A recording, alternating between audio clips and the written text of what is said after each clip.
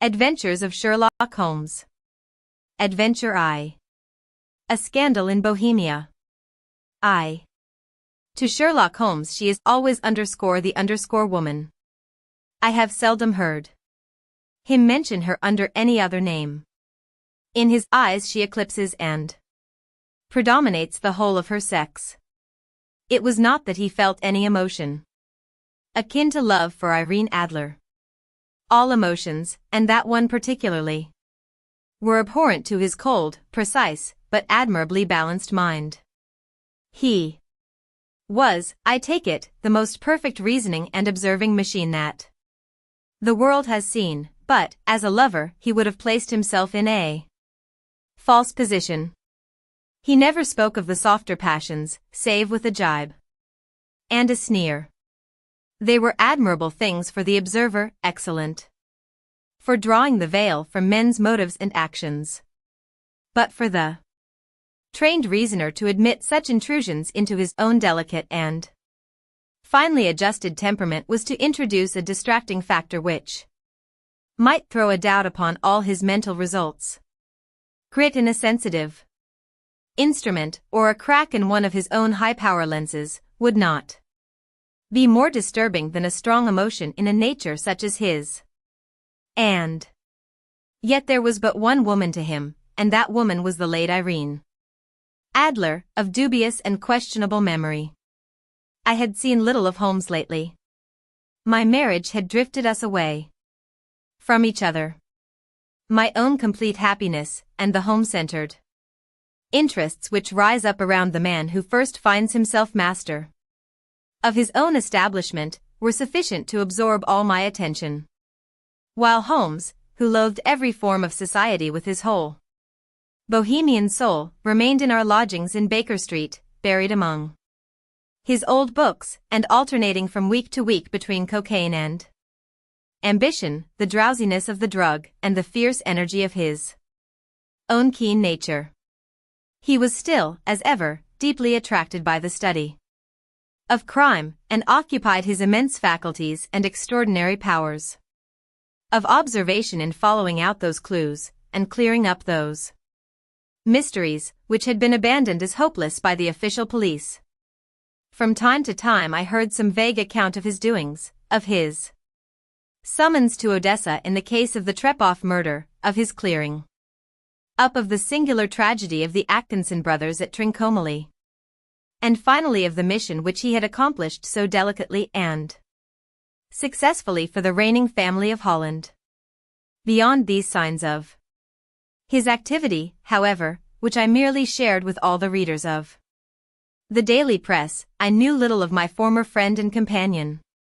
One night, it was on the 20th of March, 1888, I was returning from a journey to a patient, for I had now returned to civil practice, when my way led me through Baker Street. As I passed the well-remembered door, which must always be associated in my mind with my wooing, and with the dark incidents of the study in scarlet, I was seized with a keen desire to see Holmes again, and to know how he was employing his extraordinary powers. His rooms were brilliantly lit, and, even as I looked up, I saw his tall, spare figure pass twice in a dark silhouette against the blind. He was pacing the room swiftly, eagerly, with his head sunk upon his chest and his hands clasped behind him. To me, who knew his every mood and habit, his attitude and manner told their own story. He was at work again. He had arisen out of his drug-created dreams, and was hot upon the scent of some new problem. I rang the bell, and was shown up to the chamber which had formerly been in part my own. His manner was not effusive. It seldom was, but he was glad, I think, to see me. With hardly a word spoken, but with a kindly eye, he waved me to an armchair, threw across his case of cigars, and indicated a spirit case and a gasogene in the corner. Then he stood before the fire, and looked me over in his singular introspective fashion. "Wedlock suits you," he remarked. I think, Watson, that you have put on 7.5 pounds since I saw you. 7. I answered. Indeed, I should have thought a little more. Just a trifle more, I fancy, Watson. And in practice again, I observe. You did not tell me that you intended to go into harness. Then, how do you know? I see it, I deduce it. How do I know that you have been getting yourself very wet lately, and that you have a most clumsy and careless servant girl? My dear Holmes, said I, this is too much. You would certainly have been burned, had you lived a few centuries ago?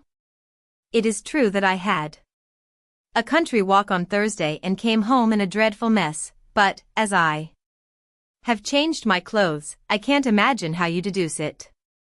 As to Mary Jane, she is incorrigible, and my wife has given her notice, but there. Again, I fail to see how you work it out. He chuckled to himself and rubbed his long, nervous hands together. It is simplicity itself, said he. My eyes tell me that on the inside of your left shoe, just where the firelight strikes it, the leather is scored by 6 almost parallel cuts. Obviously they have been caused by someone who has very carelessly scraped round the edges of the sole in order to remove crusted mud from it. Hence, you see, my double deduction that you had been out in vile weather, and that you had a particularly malignant boot-slitting specimen of the London slavey.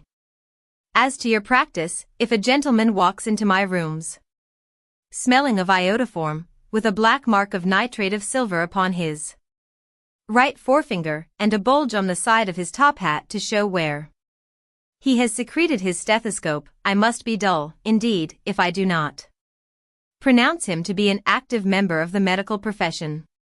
I could not help laughing at the ease with which he explained his process of deduction. When I hear you give your reasons, I remarked, the thing always appears to me to be so ridiculously simple that I could easily do it myself, though at each successive instance of your reasoning I am baffled, until you explain your process. And yet I believe that my eyes are as good as yours. Quite so, he answered, lighting a cigarette and throwing himself down into an armchair. You see, but you do not observe. The distinction is clear. For example, you have frequently seen the steps which lead up from the hall to this room. Frequently. How often? Well, some hundreds of times. Then how many are there? How many? I don't know. Quite so. You have not observed. And yet you have seen. That is just my point. Now, I know that there are 17 steps, because I have both seen and observed. By the way, since you are interested in these little problems, and since you are good enough to chronicle 1 or 2 of my trifling experiences, you may be interested in this. He threw over a sheet of thick, pink-tinted notepaper which had been lying open upon the table. It came by the last post, said he. Read it aloud. The note was undated, and without either signature or address. There will call upon you tonight, at 7:45. It said, a gentleman who desires to consult you upon a matter of the very deepest moment. Your recent services to one of the royal houses of Europe have shown that you are one who may safely be trusted with matters which are of an importance which can hardly be exaggerated. This account of you we have from all quarters received. Be in your chamber then at that hour, and do not take it amiss if your visitor wear a mask. This is indeed a mystery, I remarked. What do you imagine that it means? I have no data yet. It is a capital mistake to theorize before one has data. Insensibly one begins to twist facts to suit theories, instead of theories to suit facts. But the note itself. What do you deduce from it? I carefully examined the writing and the paper upon which it was written. The man who wrote it was presumably well-to-do, I remarked, endeavoring to imitate my companion's processes. Such paper could not be bought under £0.50 a packet. It is peculiarly strong and stiff. Peculiar, that is the very word, said Holmes. It is not in English paper at all. Hold it up to the light. I did so, and saw a large _E_ with a small _G_ A _P_ and a large _G_ with a small _T_ woven into the texture of the paper. What do you make of that? Asked Holmes. The name of the maker, no doubt, or his monogram, rather. Not at all. The _G_ with the small _T_ stands for Gesellschaft, which is the German for company. It is a customary contraction like our _P_, of course, stands for papier. Now for the _EG_. Let us glance at our Continental Gazetteer. He took down a heavy brown volume from his shelves. Iglo, Eglinitz, here we are, Igria. It is in a German-speaking country, in Bohemia, not far from Carlsbad. Remarkable as being the scene of the death of Wallenstein, and for its numerous glass factories and paper mills. Ha, ha, my boy, what do you make of that? His eyes sparkled, and he sent up a great blue triumphant cloud from his cigarette. The paper was made in Bohemia, I said. Precisely. And the man who wrote the note is a German. Do you note the peculiar construction of the sentence, this account of you we have from all quarters received? A Frenchman or Russian could not have written that. It is the German who is so uncourteous to his verbs. It only remains, therefore, to discover what is wanted by this German, who writes upon Bohemian paper, and prefers wearing a mask to showing his face. And here he comes, if I am not mistaken, to resolve all our doubts. As he spoke there was the sharp sound of horses' hoofs and grating wheels against the curb, followed by a sharp pull at the bell. Holmes whistled. A pair, by the sound, said he. Yes, he continued, glancing out of the window. A nice little brougham and a pair of beauties. 150 guineas apiece. There's money in this case, Watson, if there is nothing else. I think that I had better go, Holmes. Not a bit, Doctor. Stay where you are. I am lost without my Boswell. And this promises to be interesting. It would be a pity to miss it. But your client? Never mind him. I may want your help, and so may he. Here he comes. Sit down in that armchair, Doctor, and give us your best attention. A slow and heavy step, which had been heard upon the stairs and in the passage, paused immediately outside the door. Then there was a loud and authoritative tap. Come in, said Holmes. Illustration, a man entered. A man entered who could hardly have been less than 6 feet 6 inches in height, with the chest and limbs of a Hercules. His dress was rich, with a richness which would, in England, be looked upon as akin to bad taste. Heavy bands of astrakhan were slashed across the sleeves and fronts of his double-breasted coat, while the deep blue cloak which was thrown over his shoulders was lined with flame-colored silk, and secured at the neck with a brooch which consisted of a single flaming barrel. Boots which extended halfway up his calves, and which were trimmed at the tops with rich brown fur, completed the impression of barbaric opulence which was suggested by his whole appearance. He carried a broad-brimmed hat in his hand, while he wore across the upper part of his face, extending down past the cheekbones, a black visored mask, which he had apparently adjusted that very moment, for his hand was still raised to it as he entered. From the lower part of the face, he appeared to be a man of strong character, with a thick, hanging lip and a long, straight chin, suggestive of resolution pushed to the length of obstinacy. "You had my note?" he asked, with a deep harsh voice and a strongly marked German accent. "I told you that I would call." He looked from one to the other of us, as if uncertain which to address. "Pray take a seat," said Holmes. "This is my friend and colleague, Dr. Watson, who is occasionally good enough to help me in my cases." "Whom have I the honor to address?" "You may address me as the Count von Kram, a Bohemian nobleman. I understand that this gentleman, your friend, is a man of honor and discretion, whom I may trust with a matter of the most extreme importance. If not, I should much prefer to communicate with you alone." I rose to go, but Holmes caught me by the wrist and pushed me back into my chair. "It is both, or none," said he. "You may say before this gentleman anything which you may say to me." The Count shrugged his broad shoulders.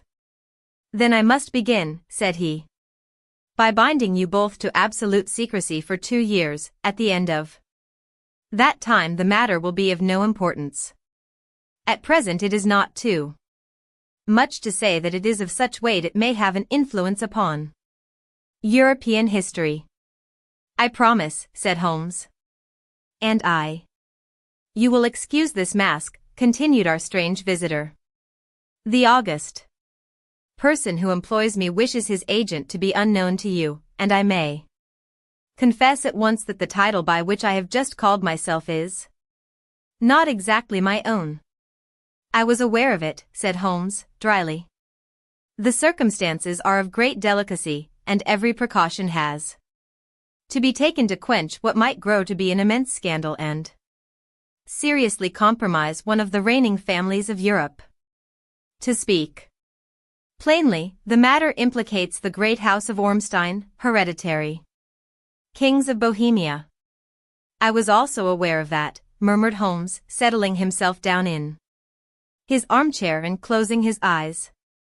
Our visitor glanced with some apparent surprise at the languid, lounging figure of the man who had been no doubt depicted to him as the most incisive reasoner and most energetic agent in Europe. Holmes slowly reopened his eyes and looked impatiently at his gigantic client. "If your Majesty would condescend to state your case," he remarked, "I should be better able to advise you." The man sprang from his chair and paced up and down the room in uncontrollable agitation. Then, with a gesture of desperation, he tore the mask from his face and hurled it upon the ground. "You are right," he cried, "I am the king. Why should I attempt to conceal it?" "Why, indeed," murmured Holmes. "Your Majesty had not spoken before. I was aware that I was addressing Wilhelm Gottsreich Sigismund von Ormstein, Grand Duke of Kassel-Felstein, and hereditary King of Bohemia." "But you can understand," said our strange visitor, sitting down once more and passing his hand over his high, white forehead, "you can understand that I am not accustomed to doing such business in my own person. Yet the matter was so delicate that I could not confide it to an agent without putting myself in his power. I have come incognito from Prague for the purpose of consulting you." "Then, pray consult," said Holmes, shutting his eyes once more. "The facts are briefly these. Some 5 years ago, during a lengthy visit to Warsaw, I made the acquaintance of the well-known adventuress, Irene Adler. The name is no doubt familiar to you. Kindly look her up in my index, doctor," murmured Holmes, without opening his eyes. For many years he had adopted a system of docketing all paragraphs concerning men and things, so that it was difficult to name a subject or a person on which he could not at once furnish information.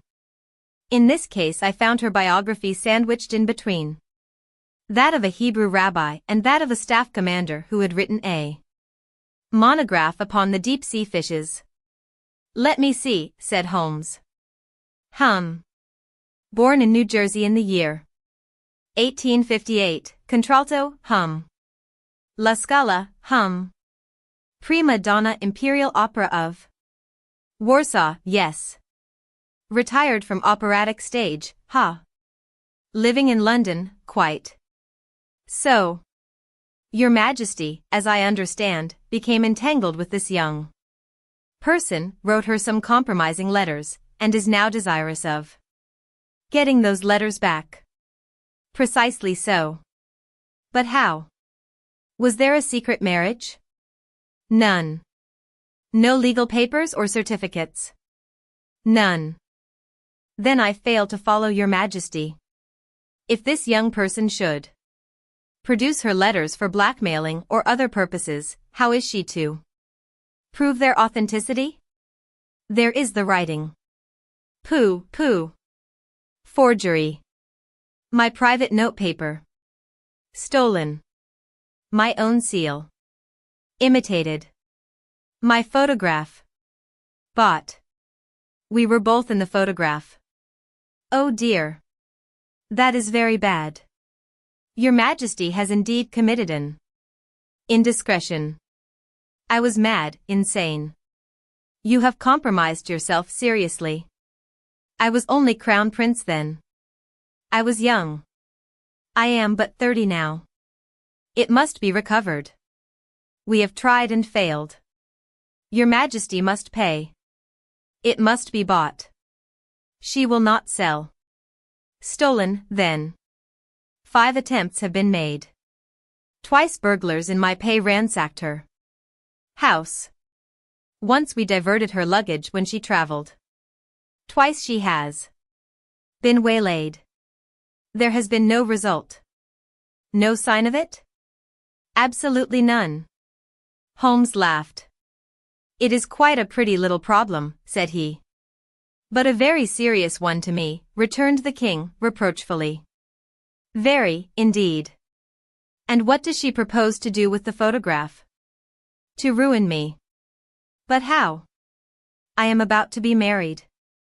So I have heard. To Clotilde Lothman von Saxe-Meiningen, second daughter of the King of Scandinavia. You may know the strict principles of her family. She is herself the very soul of delicacy.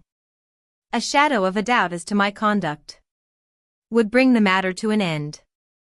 And Irene Adler threatens to send them the photograph. And she will do it.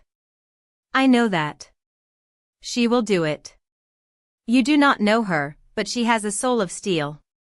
She has the face of the most beautiful of women, and the mind of the most resolute of men. Rather than I should marry another woman, there are no lengths to which she would not go, none. You are sure that she has not sent it yet? I am sure. And why? Because she has said that she would send it on the day when the betrothal was publicly proclaimed. That will be next Monday. Oh, then, we have 3 days yet, said Holmes, with a yawn.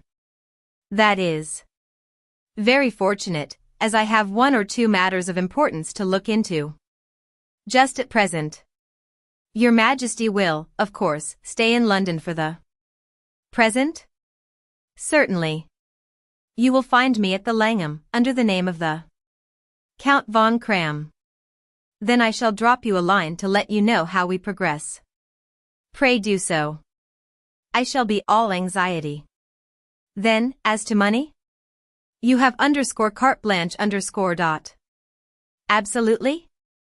I tell you that I would give one of the provinces of my kingdom to have that photograph. And for present expenses? The king took a heavy chamois leather bag from under his cloak and laid it on the table. There are £300 in gold and 700 in notes, he said. Holmes scribbled a receipt upon a sheet of his notebook and handed it to him. And mademoiselle's address? He asked. Is Bryony Lodge, Serpentine Avenue, St. John's Wood. Holmes took a note of it. One other question, said he. Was the photograph a cabinet? It was. Then, good night, Your Majesty, and I trust that we shall soon have some good news for you. And good night, Watson, he added, as the wheels of the royal brougham rolled down the street. If you will be good enough to call tomorrow afternoon, at 3 o'clock, I should like to chat this little matter over with you. 2. At 3 o'clock precisely I was at Baker Street, but Holmes had not yet returned. The landlady informed me that he had left the house shortly after 8 o'clock in the morning. I sat down beside the fire, however, with the intention of awaiting him, however long he might be. I was already deeply interested in his inquiry, for, though it was surrounded by none of the grim and strange features which were associated with the two crimes which I have already recorded, still, the nature of the case and the exalted station of his client gave it a character of its own. Indeed, apart from the nature of the investigation which my friend had on hand, there was something in his masterly grasp of a situation and his keen, incisive reasoning which made it a pleasure to me to study his system of work and to follow the quick, subtle methods by which he disentangled the most inextricable mysteries. So accustomed was I to his invariable success that the very possibility of his failing had ceased to enter into my head. It was close upon 4 before the door opened, and a drunken-looking groom, ill-kempt and side-whiskered, with an inflamed face and disreputable clothes, walked into the room.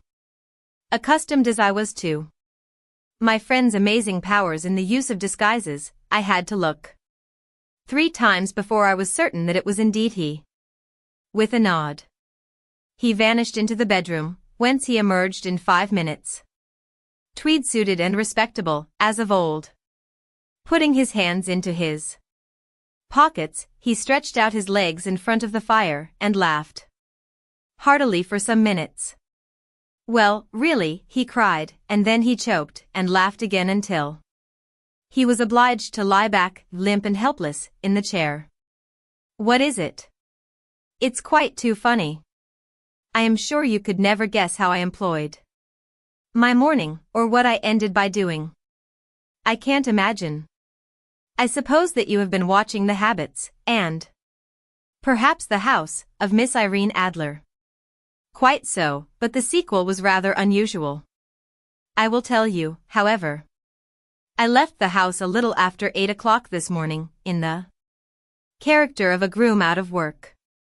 There is a wonderful sympathy and freemasonry among horsey men. Be one of them, and you will know all that there is to know. I soon found Bryony Lodge. It is a _bijou_ villa, with a garden at the back, but built out in front right up to the road, 2 stories. Chubb locked to the door. Large sitting room on the right side, well furnished, with long windows almost to the floor. And those preposterous English window fasteners which a child could open. Behind there was nothing remarkable, save that the passage window could be reached from the top of the coach-house. I walked round it and examined it closely from every point of view, but without noting anything else of interest.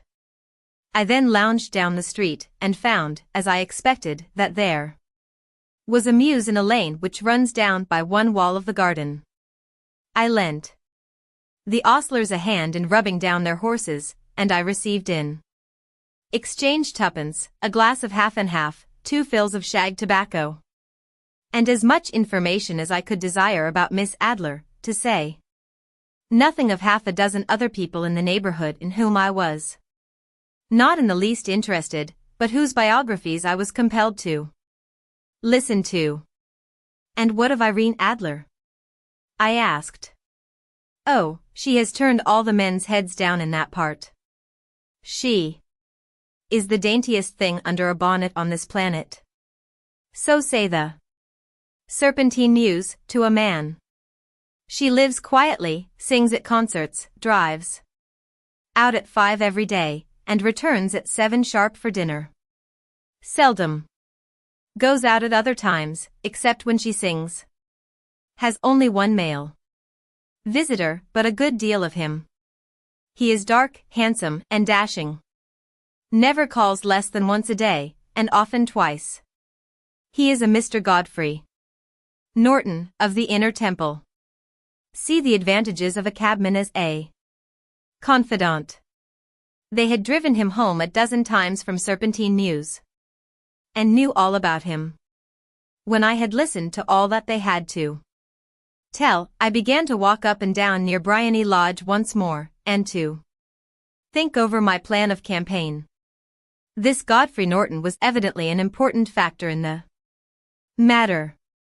He was a lawyer. That sounded ominous. What was the relation between them, and what the object of his repeated visits? Was she his client, his friend, or his mistress? If the former, she had probably transferred the photograph to his keeping. If the latter, it was less likely. On the issue of this question depended whether I should continue my work at Bryony Lodge, or turn my attention to the gentlemen's chambers in the temple. It was a delicate point, and it widened the field of my inquiry. I fear that I bore you with these details, but I have to let you see my little difficulties, if you are to understand the situation. I am following you closely, I answered. I was still balancing the matter in my mind, when a hansom cab drove up to Bryony Lodge, and a gentleman sprang out. He was a remarkably handsome man, dark, aquiline, and mustached, evidently the man of whom I had heard. He appeared to be in a great hurry, shouted to the cabman to wait, and brushed past the maid who opened the door with the air of a man who was thoroughly at home. He was in the house about half an hour, and I could catch glimpses of him in the windows of the sitting room, pacing up and down, talking excitedly, and waving his arms. Of her I could see nothing. Presently, he emerged, looking even more flurried than before. As he stepped up to the cab, he pulled a gold watch from his pocket and looked at it earnestly. "Drive like the devil," he shouted, "first to Gross and Hankey's in Regent Street, and then to the Church of St. Monica in the Edgware Road. Half a guinea if you do it in 20 minutes. Away they went, and I was just wondering whether I should not do well to follow them, when up the lane came a neat little landau, the coachman with his coat only half buttoned, and his tie under his ear, while all the tags of his harness were sticking out of the buckles. It hadn't pulled up before she shot out of the hall door and into it. I only caught a glimpse of her at the moment, but she was a lovely woman, with a face that a man might die for. "The Church of St. Monica, John," she cried, "and half a sovereign if you reach it in 20 minutes. This was quite too good to lose, Watson. I was just balancing whether I should run for it, or whether I should perch behind her landau, when a cab came through the street. The driver looked twice at such a shabby fare, but I jumped in before he could object. "The Church of St. Monica," said I, "and half a sovereign if you reach it in 20 minutes. It was 25 minutes to 12, and of course it was clear enough what was in the wind. My cabby drove fast. I don't think I ever drove faster, but the others were there before us. The cab and the landau with their steaming horses were in front of the door when I arrived. I paid the man and hurried into the church. There was not a soul there save the two whom I had followed and a surpliced clergyman, who seemed to be expostulating with them. They were all three standing in a knot in front of the altar. I lounged up the side aisle like any other idler who has dropped into a church. Suddenly, to my surprise, the three at the altar faced round to me, and Godfrey Norton came running as hard as he could towards me. "Thank God," he cried. "You'll do. Come. Come." "What then?" I asked. "Come, man, come, only 3 minutes, or it won't be legal." I was half dragged up to the altar, and, before I knew where I was, I found myself mumbling responses which were whispered in my ear, and vouching for things of which I knew nothing, and generally assisting in the secure tying up of Irene Adler, spinster, to Godfrey Norton, bachelor. It was all done in an instant, and there was the gentleman thanking me on the one side and the lady on the other, while the clergyman beamed on me in front. It was the most preposterous position in which I ever found myself in my life, and it was the thought of it that started me laughing just now.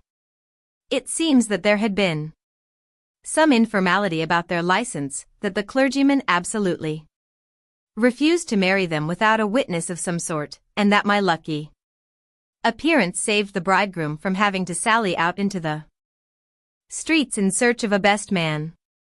The bride gave me a sovereign, and I mean to wear it on my watch chain in memory of the occasion.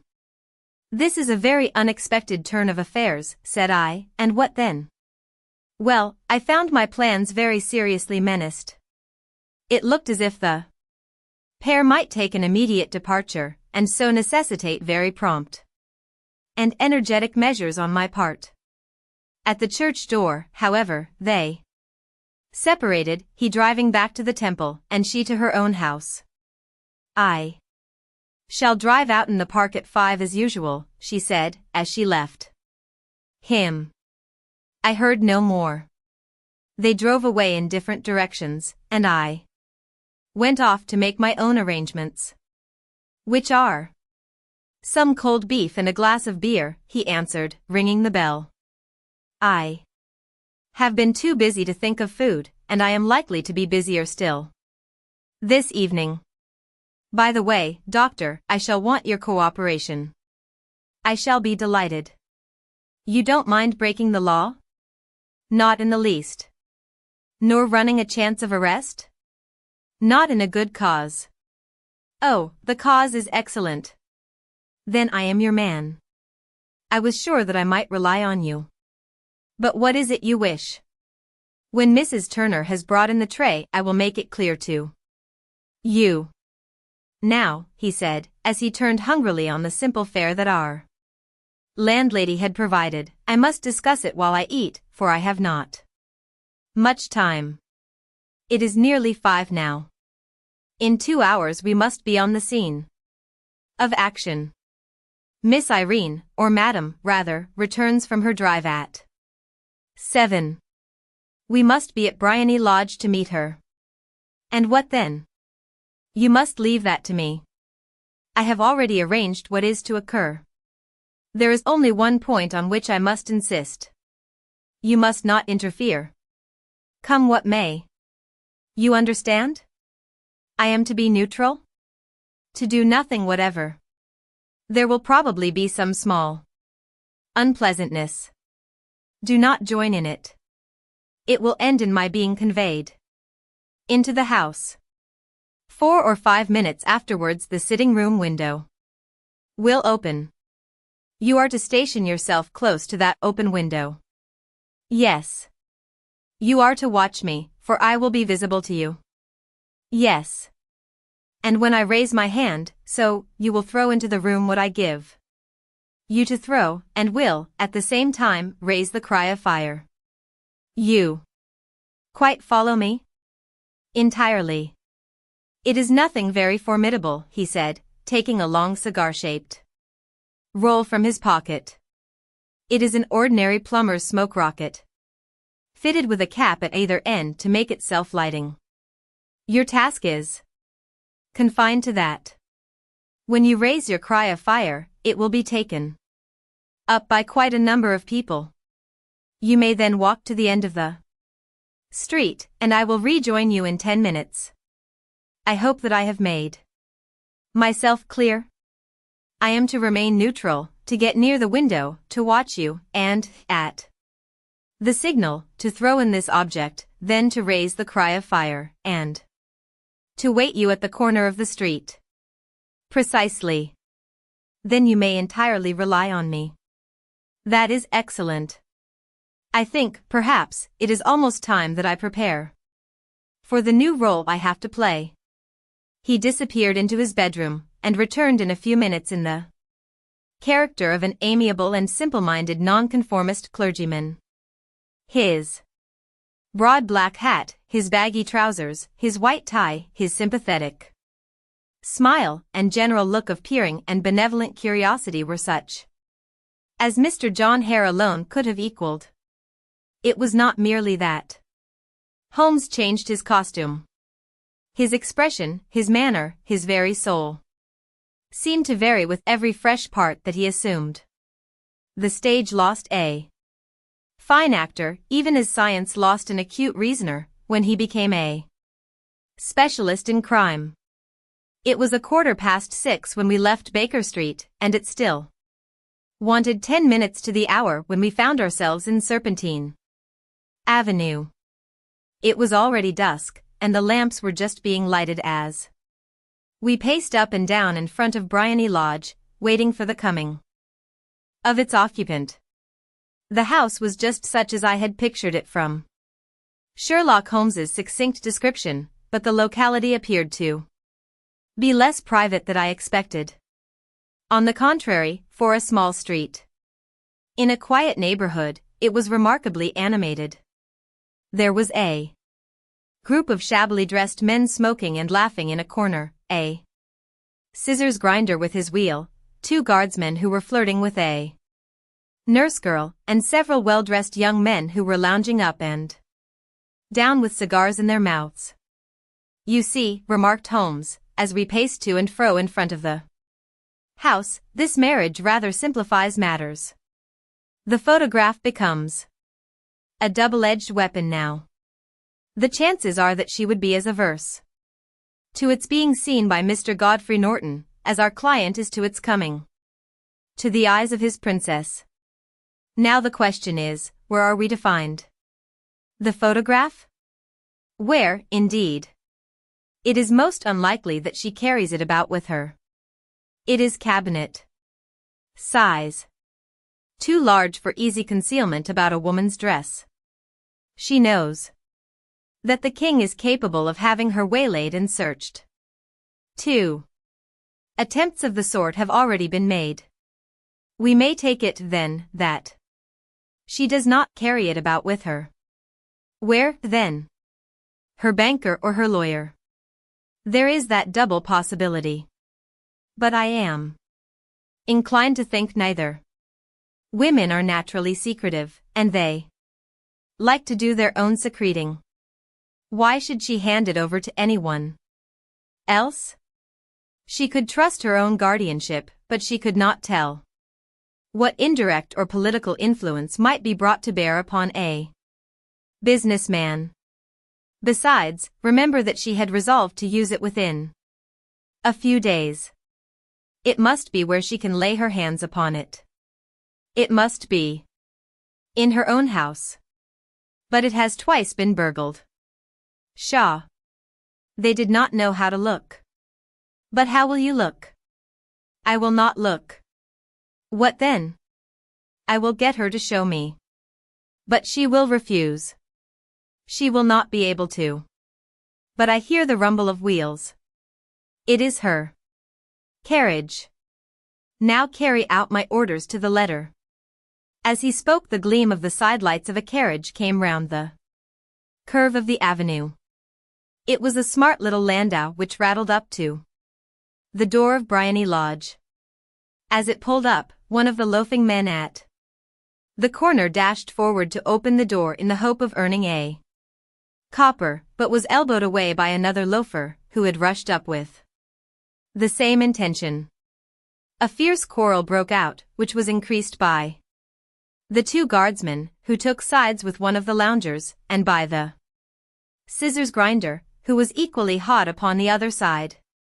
A blow was struck, and in an instant the lady, who had stepped from her carriage, was the center of a little knot of flushed and struggling men, who struck savagely at each other with their fists and sticks. Holmes dashed into the crowd to protect the lady, but just as he reached her, he gave a cry and dropped to the ground, with the blood running freely down his face. At his fall the guardsmen took to their heels in one direction and the loungers in the other, while a number of better dressed people, who had watched the scuffle without taking part in it, crowded in to help the lady and to attend to the injured man. Irene Adler, as I will still call her, had hurried up the steps, but she stood at the top with her superb figure outlined against the lights of the hall, looking back into the street. "Is the poor gentleman much hurt?" she asked. "He is dead," cried several voices. "No, no, there's life in him," shouted another. "But he'll be gone before you can get him to hospital." "He's a brave fellow," said a woman. "They would have had the ladies' purse and watch if it hadn't been for him. They were a gang, and a rough one, too. Ah, he's breathing now. He can't lie in the street. May we bring him in, marm?" "Surely. Bring him into the sitting room. There is a comfortable sofa. This way, please." Slowly and solemnly he was borne into Briony Lodge and laid out in the print room, while I still observed the proceedings from my post by the window. The lamps had been lit, but the blinds had not, so that I could see Holmes as he lay upon the couch. I do not seized with compunction at that moment for the part he was playing, but I know that I never felt more heartily ashamed of myself in my life than when I saw the beautiful creature against whom I was conspiring, or the grace and kindliness with which she waited upon the injured man. And yet it would be the blackest treachery to Holmes to draw back now from the part which he had entrusted to me. We are not injuring her.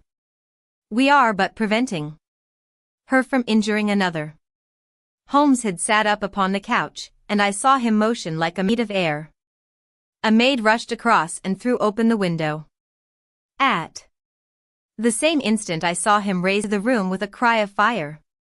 The word was no sooner out of my mouth than the whole crowd of spectators, well-dressed and ill gentlemen, ostlers, and servant-maids, joined in a general shriek of fire. Thick clouds of smoke curled through the room and out at the open window.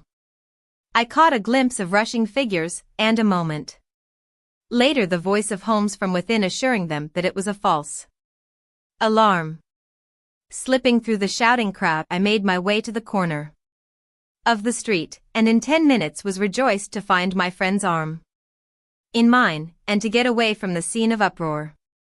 He walked swiftly and in silence for some few minutes, until we had turned down one of the quiet streets which lead towards the Edgware Road. "You did it very nicely, Doctor," he remarked. "Nothing could have been better. It is all right. You have the photograph?